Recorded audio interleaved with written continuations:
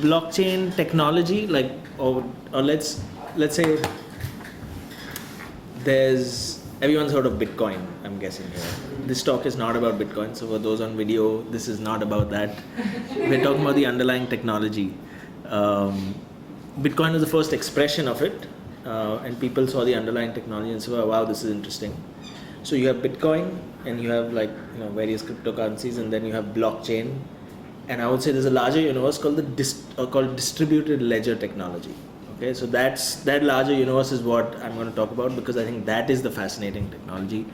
So even beyond Bitcoin, beyond blockchain is this DLT, distributed ledger technology.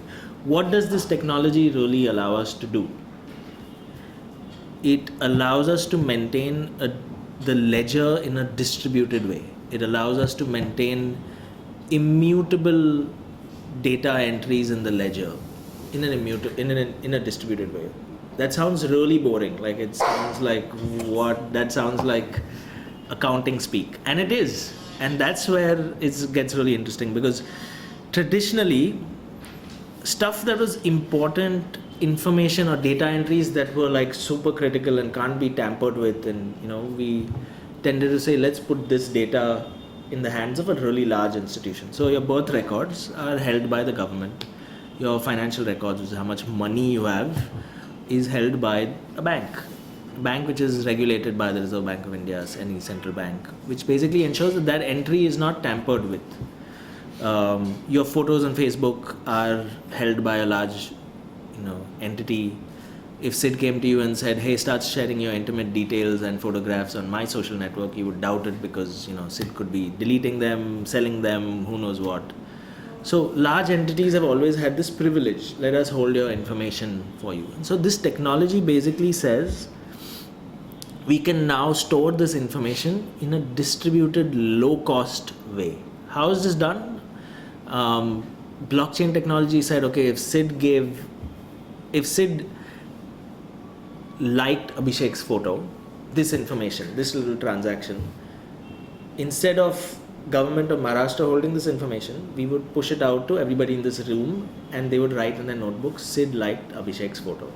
Now a year later, if we come back and we ask, did Sid like Abhishek's photo? You guys will open your notebooks and say, yes, indeed, on 26 June at this 7 p.m, Sid liked Abhishek's photo. And so we had a distributed consensus. Okay, that's basically what these technologies do. And obviously this happens through networks and computers, and so it's really low cost.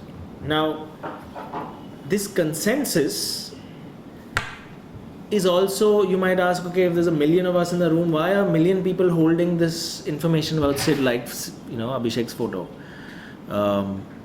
And so we are now, news update, in a post-blockchain world, where people have said, oh, even that is too wasteful. If it's just Sid liked Abhishek's photo, why not, maybe just push it out to 1,000 people or 100 people, or maybe instead of all 10 people in this room, maybe just 3 people hold it, right? And that's known as a technique called gossip. And now we have arrived at even cheaper ways of storing information.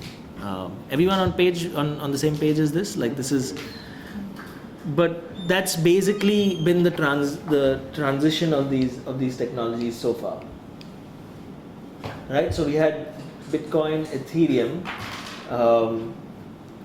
Ethereum was an expression of this technology, which allowed people to maintain information in this way. And we're now going to the next few phases. So within the blockchain world, you had everybody storing that information, right? Which costs a certain amount of money. Like, let's say it doesn't cost the same amount of money as, as government of Maharashtra storing information or a bank storing information, but it still costs a certain amount of money.